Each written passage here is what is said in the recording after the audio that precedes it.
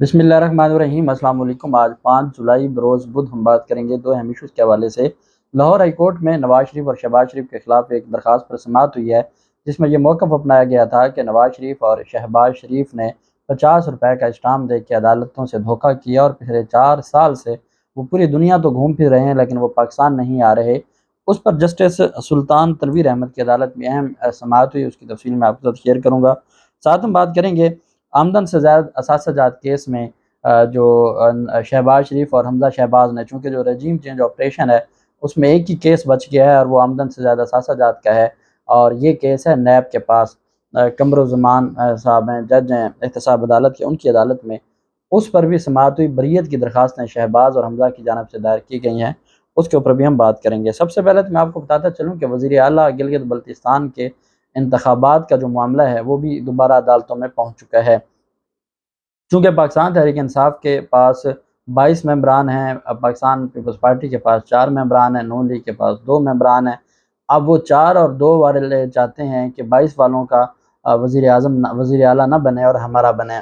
इस मकसद के लिए अभी उन्होंने बारगेनिंग करनी थी, लेकिन पाकिस्तान तहरीक इंसाफ की जानिब से जो फ़ैसला किया गया कि हम जल्द अज़ जल्द इस मामले को वाइंड अप करें और हम अगला इलेक्शन नए वज़ीर आला के लिए इलेक्शन करवाएँ। पाकिस्तान तहरीक इंसाफ के जो उम्मीदवार थे, पार्लिमानी कमेटी ने राजा आज़म को नए वज़ीर आला गिलगित बल्तिस्तान का उम्मीदवार चूज़ किया और फिर 3 बजे शेड्यूल जारी हो गया। 3 बजे होना था, इंतखाब होना था।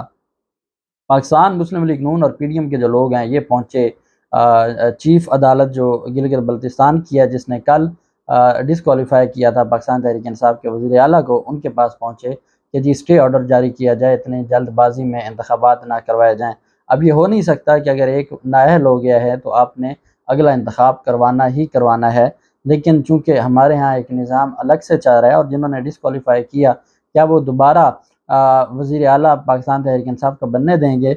इस वक्त वहाँ पे ये सूरत हाल है कि गिलगित बल्तिस्तान की असम्बली को सील कर दिया पुलिस की जानिब से। पुलिस ना साफ़ियों को वहाँ जाने दे रही है, ना मेंबरान पीटीआई को जाने दे रही है। और दूसरी जानिब जो चीफ़ जज हैं गिलगित बल्तिस्तान के, उन्होंने स्पीकर को तलब कर लिया है, और अगर तो वो आज स्टे ऑर्डर जारी कर देते हैं तो फिर तो आज 3 बजे जो इंतखाबात का शेड्यूल है वो नहीं हो सकेगा, और वो आज नहीं होगा तो इसका मतलब ये है कि फिर आसिफ ज़रदारी और या नवाज शरीफ मैनेज करेंगे और हर सूरत अपना वज़ीर आला बनवाएंगे। जब इनसे बात की जाती है और इनसे कहा जाता है कि कोई जमहूरियत, कोई आइन, कोई कानून, और आप इस तरह धज्जियाँ उड़ा रहे हैं, तो तब ये कहते हैं कि जी हर चीज़ हुकूमत में हर चीज़ जायज़ है, हमने हुकूमत लेनी है, वो किसी भी तरीके से लें। पाकिस्तान तहरीक इंसाफ के लोग अभी तक तो डटे हुए हैं, लेकिन जब आपके पास 2 बड़े हथियार हों, एक पैसा और एक खौफ, तो फिर बड़े बड़े लोग भी पीछे हट जाते हैं और बड़े बड़े लोग फिर स्टैंड नहीं लेते। यही वजह है कि पाकिस्तान तहरीक इंसाफ को ये लगता है कि वो मैनेज करना चाहते हैं, और अब देखना ये है कि वो मैनेज कर पाते हैं या नहीं कर पाते। इस वक्त जब मैं आपसे बात कर रहा हूँ तो तब चीफ़ कोर्ट जो गिलगित बल्तिस्तान है वहाँ पर समाअत शुरू होने वाली है, और अगले वीलॉग में मैं आपको बताऊँगा कि अदालत ने उनके स्टे ऑर्डर की एप्लीकेशन को मुस्तरद किया है, जो मुझे पॉसिबल नहीं लग रहा। तो या उन्होंने स्टे ऑर्डर मंज़ूर किया। स्टे ऑर्डर मंज़ूर किया तो इसका मतलब ये हुआ कि अब ये मामला लटक गया और फिर पाकिस्तान तहरीक इंसाफ को अपने मेंबरान बचाना भी मुश्किल हो जाएगा। दूसरी जानिब आमदन से ज़ायद असासा जात केस, ये सबसे तगड़ा जो केस था शहबाज शरीफ और हमजा शहबाज के ख़िलाफ़, और इसमें कई माह ये जेलों में गुजार रहे थे। वो आमदन से ज़ायद असासा जात व मनी लॉन्ड्रिंग का नैब का मुकदमा था।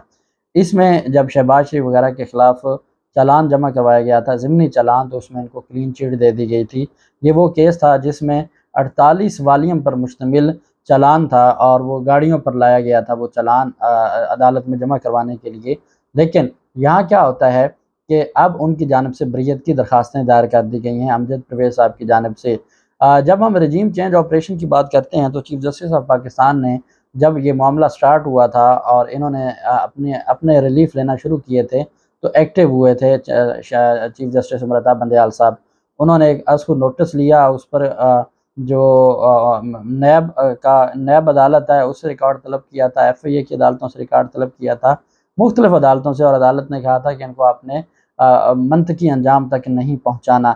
लेकिन उसके बाद हमने देखा कि ना तो सुप्रीम कोर्ट ऑफ पाकिस्तान में इतनी सख्त रही कि वो केसेस दोबारा फ़िक्स किए जाएँ और उन पर कार्रवाई की जाए, اور نہ ہی جو ایف آئی اے کی عدالت ہے یا نیب کی عدالتیں ہیں انہوں نے کسی بھی صورت میں ان کی کوئی بات سپریم کورٹ آف پاکستان کی کوئی بات مانی ہے۔ ایف آئی اے نے ان کو کلین چٹ دے دی تھی، ایف آئی اے نے کہا تھا کہ یہ بے گناہ ہیں، ان کا کوئی قصور نہیں ہے، ان کے خلاف جو 16 ارب روپے کی منی لانڈرنگ کا مقدمہ ہے وہ درست نہیں ہے۔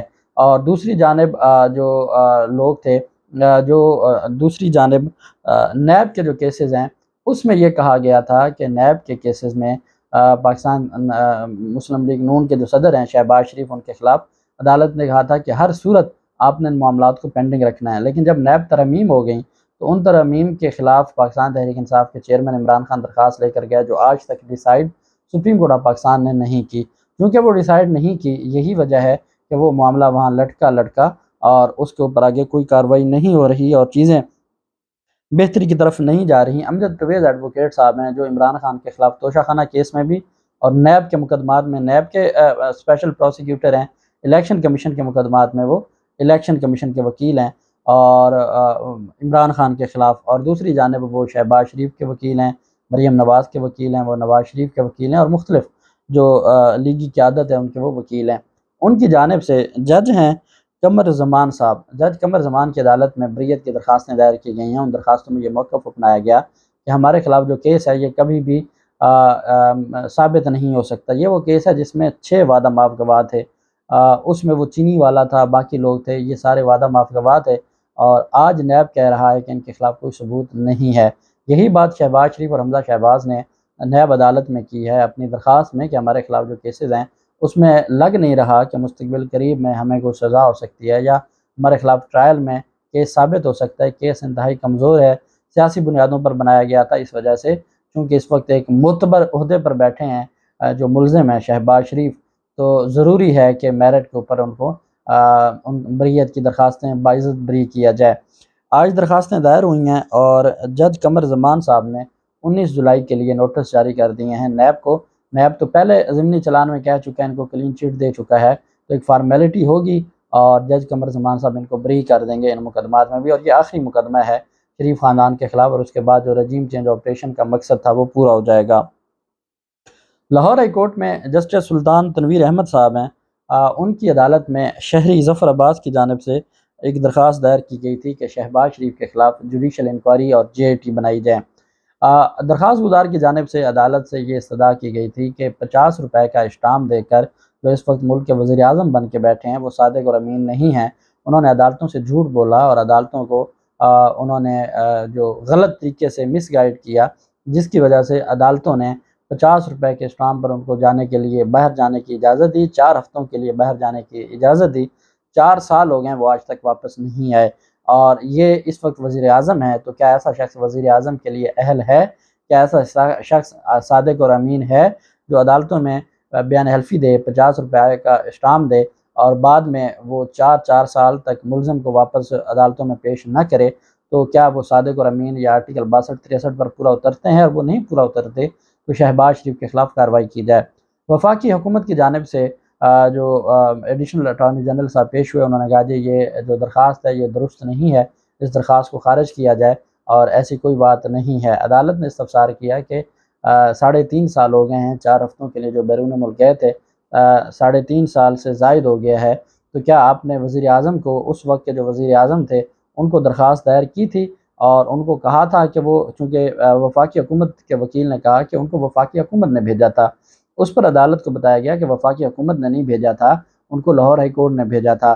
وفاقی حکومت نے ان سے شورٹی بانڈ مانگا تھا، وہ شورٹی بانڈ لاہور ہائی کورٹ نے وہ ختم کر دیا تھا، اس کی کنڈیشن کو ختم کر دیا تھا، اور صرف 50 روپے کے اسٹامپ پر ان کو بیرون ملک جانے کی اجازت دی گئی تھی۔ اب ایسے میں وہ بیرون ملک سے بیٹھ کر پاکستان کو چلا رہے ہیں، اور شہباز شریف نے ملنا ہوتا ہے تو وہ لندن جاتے ہیں اور وہ پاکستان نہیں آ رہے، اور وہ سزا یافتہ ہیں۔ سزا یافتہ شخص جو اشتہاری ہو اور وہ عدالت میں پیش نہ ہو، 4 ہفتوں کا ٹائم گزر گیا ہو اور عدالتوں کا مذاق اڑایا جائے، تو وہ آرٹیکل 62 اور 63 پر پورا نہیں اترتے۔ جسٹس سلطان تنویر احمد صاحب نے کہا کہ ہم اس کی جو فائل ہے، جو اوریجنل فائل ہے، اس کو بھی دیکھ لیتے ہیں، وہ بھی منگوا لیتے ہیں، چونکہ یہ جو کیس تھا شہباز شریف کا، اور جو شہباز شریف کی پٹیشن تھی نواز شریف کے حق میں، اس میں انٹرم ریلیف کے طور پر علی باقر نجفی صاحب کی سربراہی میں 2 رکنی بینچ تھا، انٹرم ریلیف کے طور پر ان کو 4 ہفتوں کے لیے جانے دیا تھا۔ اس کے بعد سے لے کے آج تک وہ کیس دوبارہ سماعت کے لیے مقرر ہی نہیں ہوا۔ وہ لاہور ہائی کورٹ میں 4 سال سے ریٹ پٹیشن پینڈنگ پڑی ہے، انٹرم ریلیف دے کے 4 ہفتوں کا 4 سال گزر گئے اور وہ آج تک پڑا ہے۔ عدالت نے وفاقی حکومت سے جواب طلب کر لیا۔ عدالت نے کہا کہ یہ اہم ایشو ہے اور ہم اس کو دیکھیں گے عید چھٹیوں کے بعد، چونکہ ہائی کورٹس میں چھٹیاں ہو گئی ہیں۔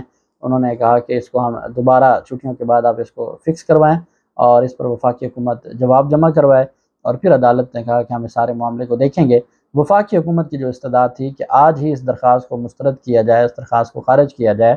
شہباز شریف کے خلاف جو درخواست گزارے ہیں وہ کلین ہینڈڈ نہیں ہیں، وہ صاف ہاتھوں سے عدالت میں نہیں آئے، وہ بدنیتی کی بنیاد پر آئے ہیں، وہ سیاسی اثر و رسوخ کی بنیاد پر آئے ہیں، وہ وزیر اعظم کو جو انتقام کا نشانہ بنایا جا رہا ہے، بدنامی کا ذریعہ بنایا جا رہا ہے، اس وجہ سے اس درخواست کو خارج کیا جائے۔ عدالت نے وفاقی حکومت کی استدعا کو مسترد کرتے ہوئے تحریری جواب طلب کر لیا اور عدالت نے کہا کہ اس کو ہم دیکھیں گے اور ساتھ ریکارڈ بھی دیکھا جائے گا۔ اللہ پاک پاکستان کا حامی و ناصر ہو۔